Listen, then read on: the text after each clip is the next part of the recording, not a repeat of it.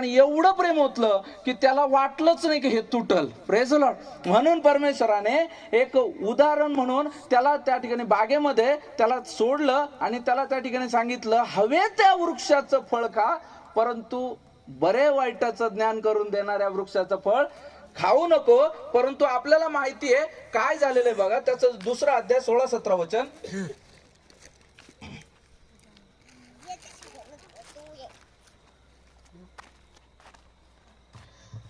तेव्हा परमेश्वराने देवाने आदामाला अशी आज्ञा दिली की बागेतील वाटेल त्या झाडाचे फळ यथेच्छ खा, पण बऱ्या वाईटाचे ज्ञान करून देणाऱ्या झाडाचे फळ खाऊ नको, कारण ज्या दिवशी त्याचे फळ तू खाशील त्या दिवशी तू खास मरशील.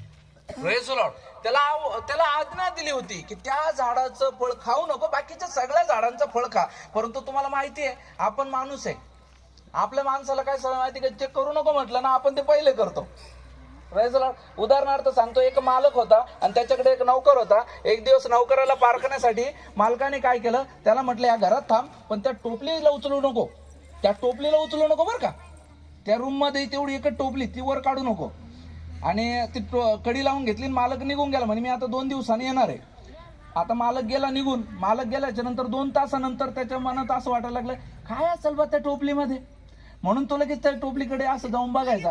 पण जाऊ दे ना म्हणे, मालकानं सांगितलंय कशाला त्या टोपलीला हात लावायचा, आणि असं म्हणून तो बाजूला राहिला. पण अजून 2 तासांनी त्याला असं वाटलं काहीतरी हायराव टोपलीमध्ये, काहीतरी अजब आहे त्या टोपलीमध्ये. म्हणून त्यानं पुन्हा पाहिलं, पण तरी त्याला विचार आला नको बाबा मालक रागवून मला. मग तो पुन्हा टाळून दिलं. मग तसं करून कसं तरी त्यानं रात्री झोप काढली. झोपेतही त्याला त्या टोपलीच स्वप्न, झोपेतरी त्याला त्या टोपलीच स्वप्न का त्याच्या खाली काहीतरी आहे बाबा.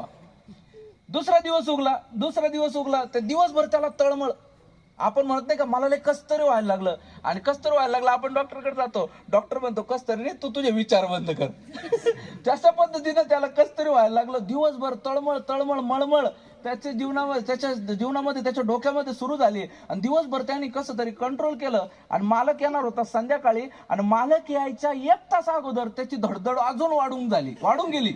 इतकी धडधड वाढून गेली का आता काय करावं, मालक आला तर मला तिथे काय पाहता येणार नाही, पण आता तर मला खोलायचंच आहे. असं म्हणून त्याने पटकन दार उघडलं आणि गेला, आणि टोपलीवर केली तर पाहतो काय उंदीर होता. उंदीर पळून गेला आणि मालक लगेच दारात उभा राहिला.